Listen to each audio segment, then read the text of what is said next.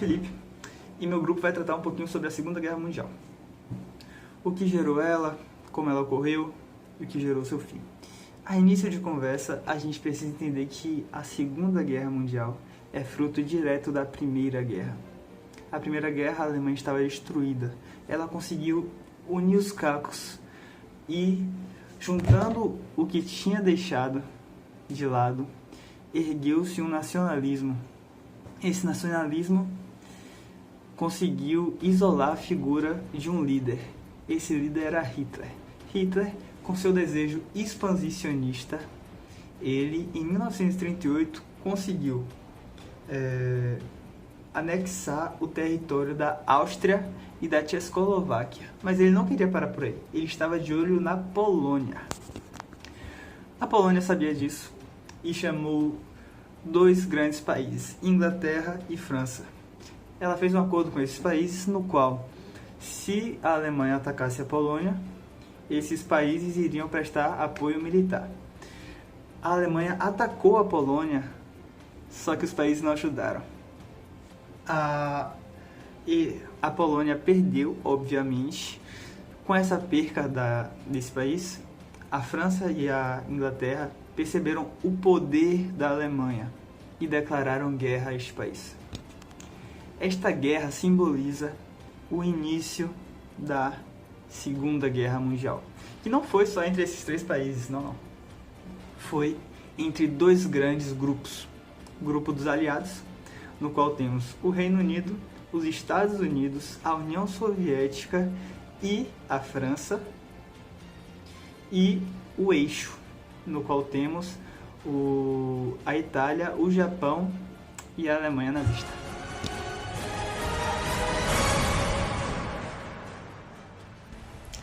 A Batalha de Stalingrado foi um dos mais sangrentos conflitos que aconteceu durante a Segunda Grande Guerra entre a Alemanha e a União Soviética e se estendeu em julho de 1942 a fevereiro de 1943.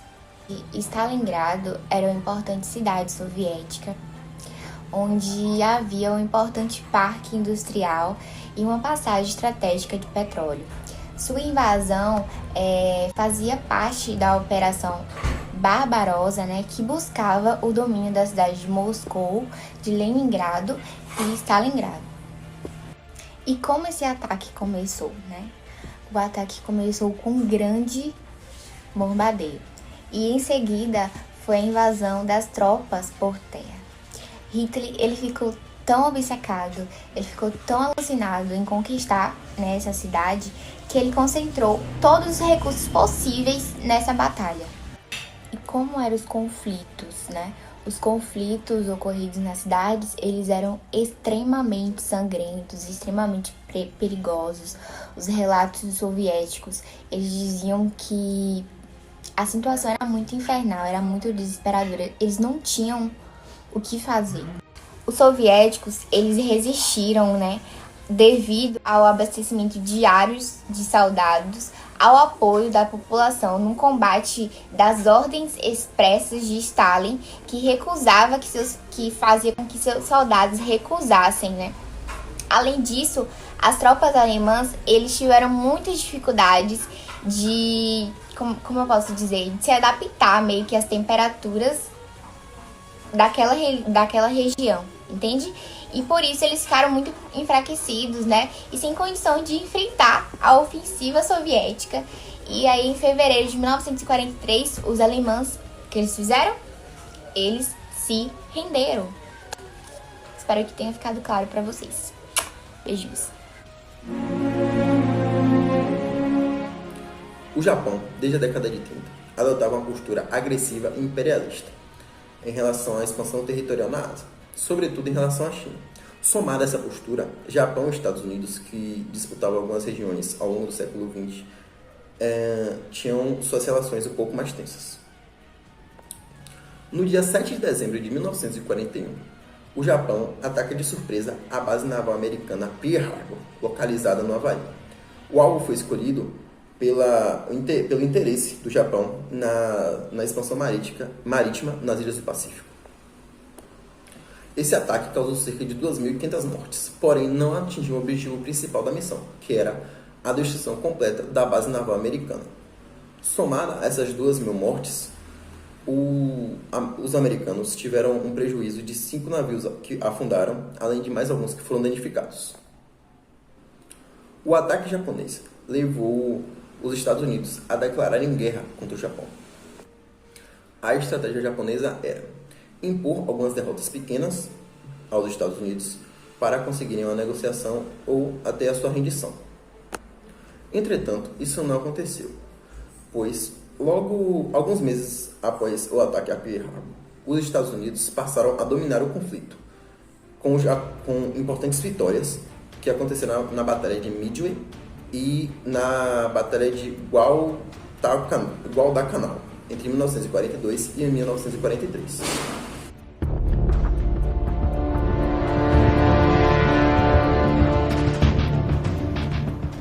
O fim da guerra deu-se com a entrada dos Estados Unidos da União Soviética no confronto. Ingleses e franceses voltaram com ajudas importantes para responder aos ataques nazistas. As tropas aliadas iniciaram o contra-ataque e reverteram o avanço do eixo, obtido no início da guerra. Do lado oriental, as tropas soviéticas e ao ocidente, as tropas americanas, inglesas e francesas avançavam em direção à Alemanha. Na Europa, o eixo foi perdendo espaço e sendo encurralado pelos aliados. Benedito Mussolini foi o primeiro líder a ser derrotado.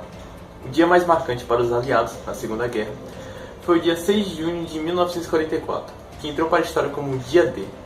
O desembarque dos aliados na Normandia, norte da França, foi decisivo para encaminhar o eixo à derrota, ao iniciar a libertação francesa do domínio nazista. A Itália foi o primeiro país do eixo a render-se, em 1943. 2 anos depois, a derrota nazista era questão de tempo, e Hitler estava escondido em um bunker em Berlim. Percebendo que a vitória dos aliados era uma realidade, o líder nazista se suicidou. Logo em seguida, os alemães renderam seus aliados, em 8 de maio de 1945. Esse dia foi comemorado como o Dia da Vitória. A Segunda Guerra na Europa já tinha terminado. Mas no Pacífico, os japoneses não assinaram a rendição e continuaram o combate, principalmente contra as tropas norte-americanas.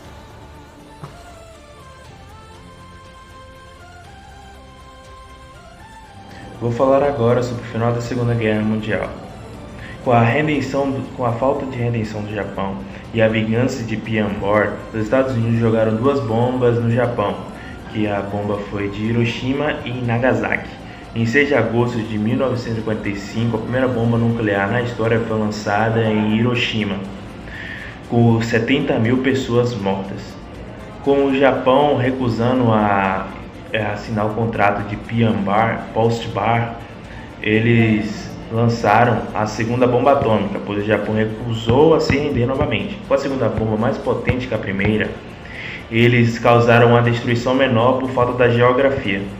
Com isso, com várias cidades afetadas, a população afetada pela radiação, prejudicando a vida delas e os dias subsequentes depois, o imperador do Japão, Hirohito, assinou o contrato e o Japão finalmente se rendeu, e o final da Segunda Guerra acabou nesse exato momento.